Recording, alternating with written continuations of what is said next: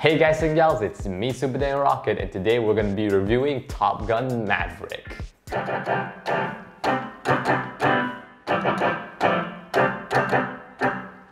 You know what, screw it. Of course, you can't talk about Top Gun without mentioning a certain song, so I assume Interrupter is gonna be singing "You lost that love and feeling, you lost that love and feeling, lost that love and feeling." What?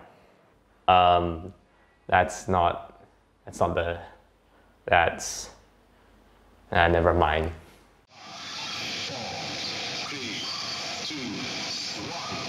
Ready for liftoff, Super Dan, you're rocking. Get ready for it.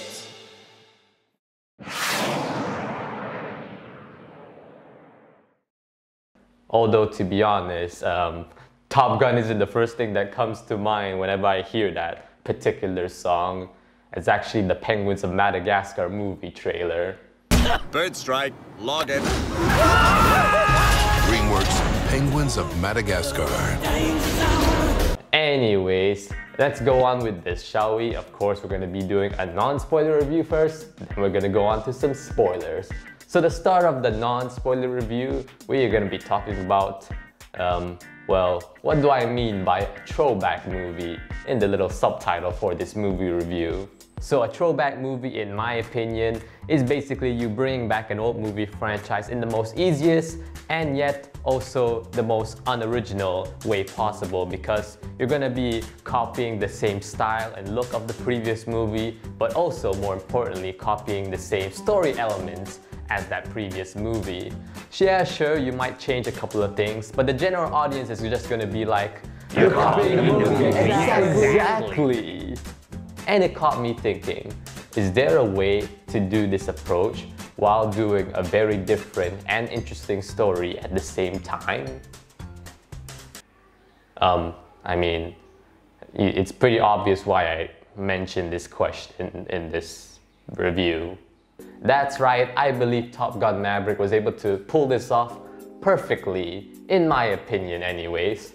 So before we get into that, I want to talk about how it captures the magic. As I mentioned before, that is part of the approach when it comes to doing a throwback movie. And it did a pretty good job. And it is very unexpected in many ways as well, because of course they gotta replicate the opening credits and the closing credits, but those are in the style of how things were back in the 80s. So it's very jarring to see them in modern day. But hey, it was cool at least. But of course the main thing that I want to talk about is the pilot seat shots. Yeah, one of the main things I really like is that they were able to capture the magic, yet also enhance it. Not change it completely, just enhance it for modern day. Because back in the previous movie, all the way back in 1984 or so, the pilot seats in the original movie weren't that great. Whoa, I'm flying a plane.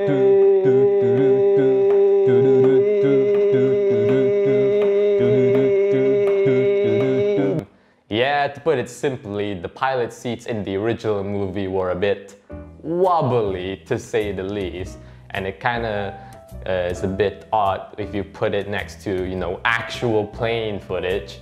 But luckily, we're in the modern day. We have modern technology. Yeah. So of course that means they use typical CGI techniques, you know, the green screen, or technically blue screen nowadays, right, to film these scenes and make it a lot more seamless.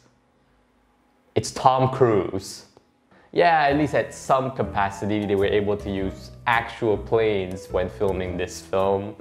I don't know how much of a difference it makes in the long run, but hey, at least it makes sense considering the original Top Gun got help from the Navy in some capacity as well. So I'm guessing in a way it does take it to the next step. But either way, it does look pretty nice this time around. It does look like you actually can feel how it is to be in that little pilot seat. And they also explain how it feels to be in that pilot seat as well. They mention you're your skull's gonna get crushed, your tongue's gonna become a bendy straw or whatever, or your eyes are gonna be bowling balls.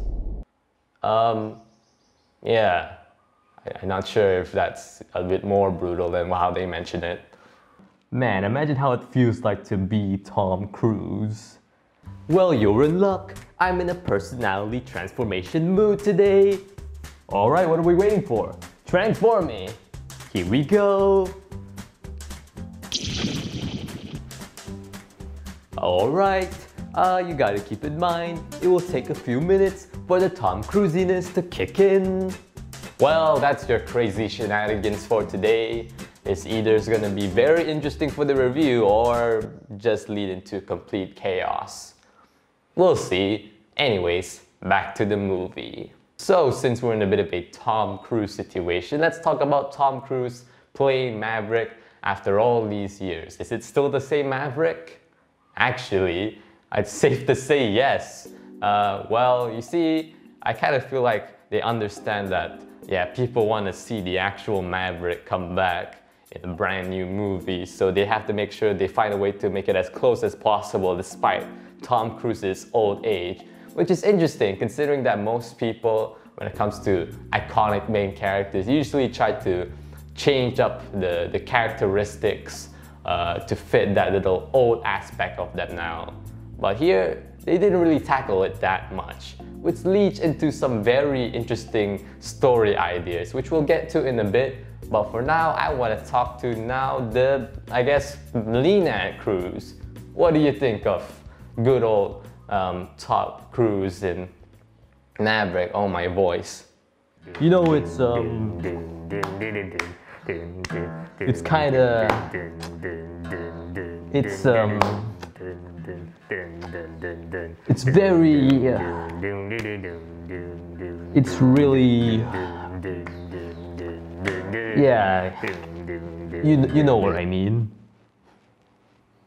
Does he really have to start off with the early 2000s phase?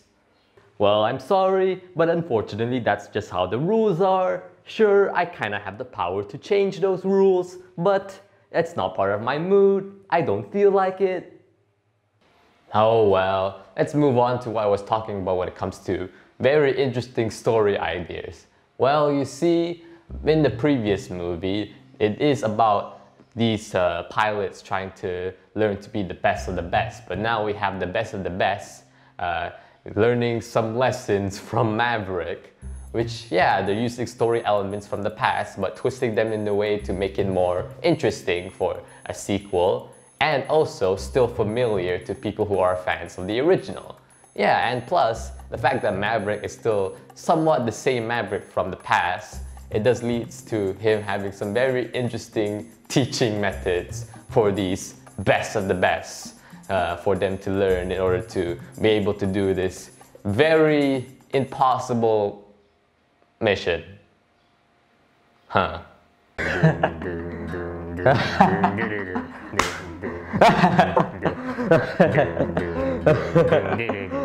Okay, you can stop laughing. It's not the most funniest thing in the world.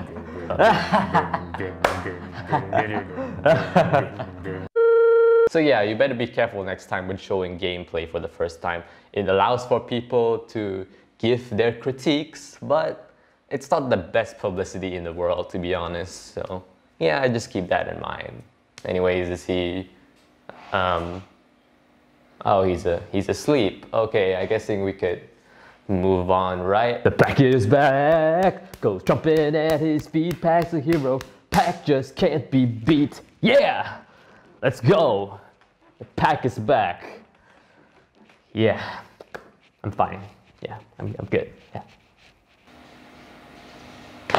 Alright, so I think we're gonna be finishing off the non-spoiler review section here, because if I go even deeper into this movie, we'll get into the spoiler territory, so we're gonna save that for the spoiler review. So, overall, it's honestly a pretty enjoyable time. It's not the most entertaining movie in the world, but when it is entertaining, it is really entertaining. So, yeah, keep that in mind if you're gonna be watching this by yourself or with friends or with family. And overall, it's honestly a great return to form without spoiling anything. I suggest you check it out. Surprisingly, when I watched this movie, it was still packed with people despite the fact that Jurassic World Dominion had already released. So yeah, that's gotta count for something, am I right? So anyways, that's pretty much it for this non-spoiler review section. Time to go for the spoilers. So without further ado, let's get into it. Cue spoiler warning.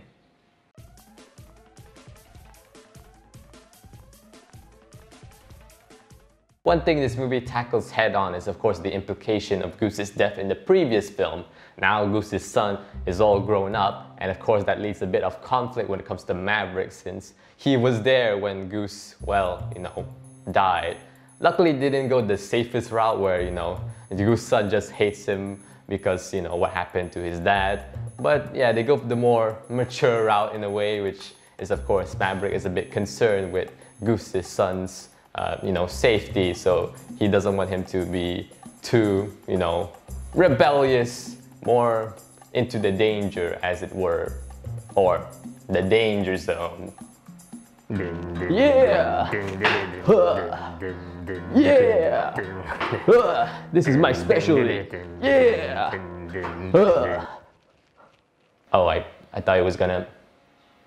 But yeah, this is a very simple idea for them to implement, but I'm glad they did it because you can definitely consider that a loose end in the previous movie that needs tying up, and I gotta say, they tied it in a nice little bow, to put it simply. Yeah! One thing that I'm glad that they were able to bring back is of course Iceman. He doesn't have that much of a big role, but it's a pretty decent role. Of course, the reason why the actor Val Kilmer doesn't really act that much anymore is because of the condition he has, which is similar to what we saw in Top Gun Maverick, which is very unfortunate. But I'm glad they were still able to give him a pretty great role to fill in this movie. And I really liked the scene where he interacted with, of course, Maverick. It was very heartwarming to see him one last time. One more thing that I want to tackle in this spoiler review is of course the final battle, aka the climax, where they simply rip a few pages from the Star Wars script and implement it into this movie, and surprisingly it actually works. I mean, come on, if you don't have the Force, who better pilot to handle this situation than, well, Maverick, the rebellious pilot that he is. And it's honestly pretty cool seeing the plane go through that little trench run, going left and right, and then going down to hit that Pacific sweet spot, then flying up, making sure you don't lose control or black out when going that high up into the sky. It was honestly a pretty great way to end off the movie. And it doesn't really end off there either. Of course, you got the fact that Maverick decided to sacrifice himself to save Goose's son.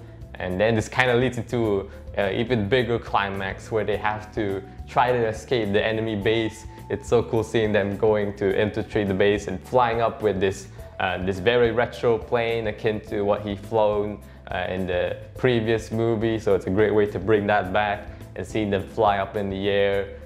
It's Maverick and Goose's son. It's kind of like old times, seeing them escape the planes. It's honestly a pretty great finale. You're getting your money's worth when it comes to people flying planes in this movie.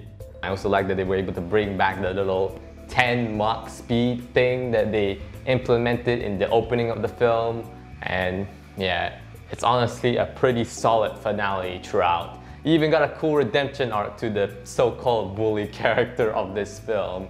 And I thought he was just gonna be there, but he has something to do, saving both Goose's son and Maverick at the end, even though he wasn't obligated to do so by the Navy. It's honestly pretty great.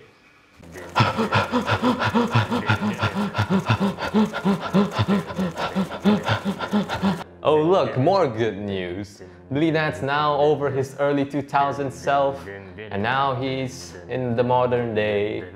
Although it might be in the expense of him creating a tornado running that fast.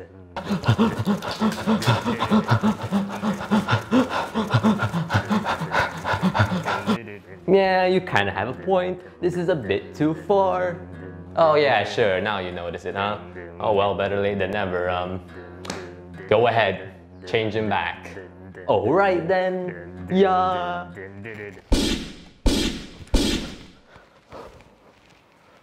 I dodged that for real. Okay, I think he's a bit too powerful now. Quick, what is Tom Cruise's weakness? I don't know. Maybe the dark universe? That will work.